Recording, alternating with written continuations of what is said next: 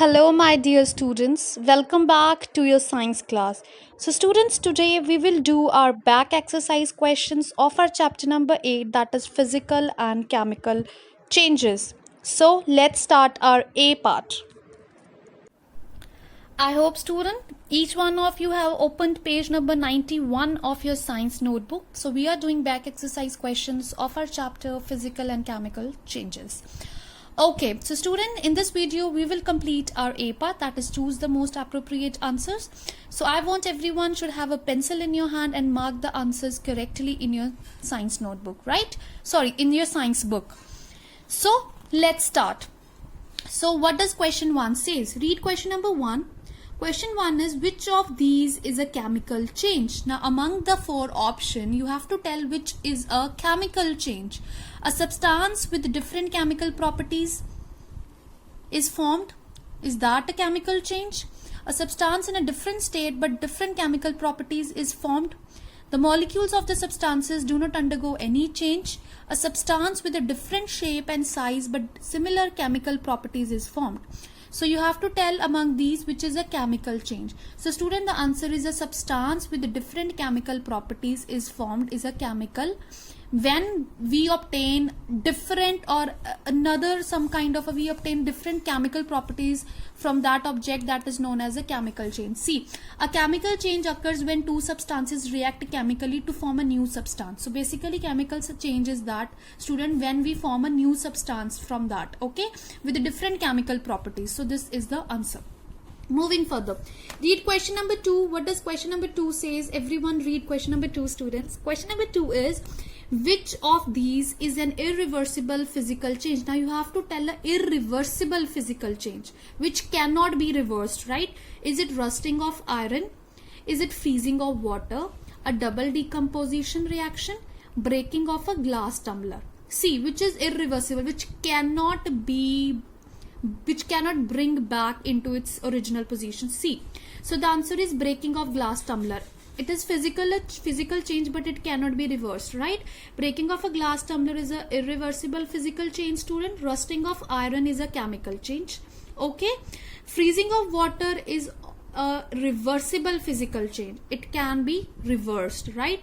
A double decomposition reaction is a chemical change. So we have asked that what is a irreversible physical change, so which cannot be reversed, that is a breaking of glass tumbler.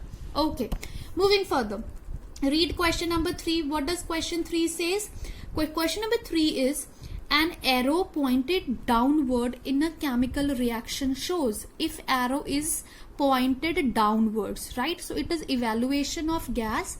Is it formation of precipitates, oxidation, displacement? So student, if the arrow is pointed downwards, right, downwards in a chemical reaction, so that is the formation of precipitates, right?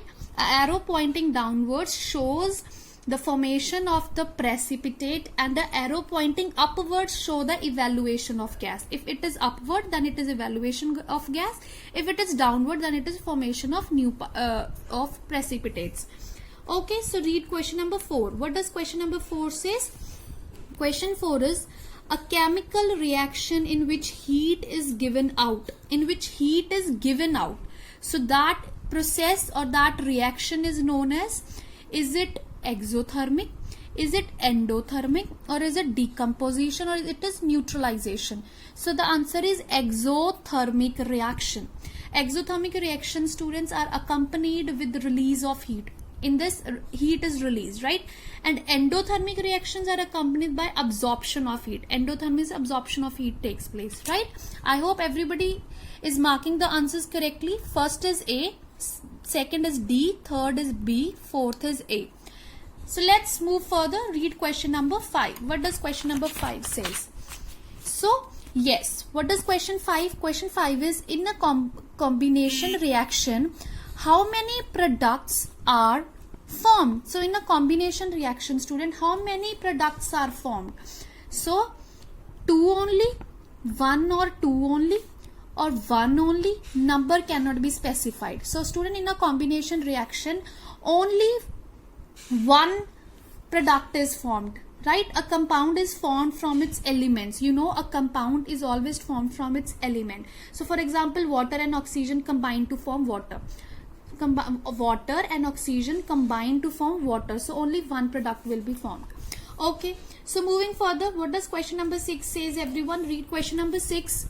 What happens in a displacement reaction? Now you have to tell in what happens in a displacement reaction. A more reactive element replaces a less reactive element. A less reactive element replaces a more reactive element. An element replaces one which is equally reactive. Any element can replace any other element with no relation to reactivity. So student, the answer is A. How A? In displacement reaction, everybody listen, in displacement reaction a more reactive element replaces a less reactive element from its compound. Okay, so this is the answer. Question number 7. What does question 7 says? Read everyone question number 7. Question 7 is a neutralization reaction. Now you have to tell what is a neutralization reaction. Is it decomposition reaction? Is it displacement reaction? Is it combination reaction? Or is it double displacement reaction? So neutralization reaction is a double displacement reaction, and as a neutralization reaction is a double displacement reaction in which what happens here is that in which an acid reacts with the base. In neutralization reaction is a double displacement reaction. Why? Because here acids reacts with the base and the radicals are exchanged to form salt and water, right? Moving further, so read question number 8. What does question 8 says? An oxidation reaction involves addition of. Now oxidation of reaction involves which addition?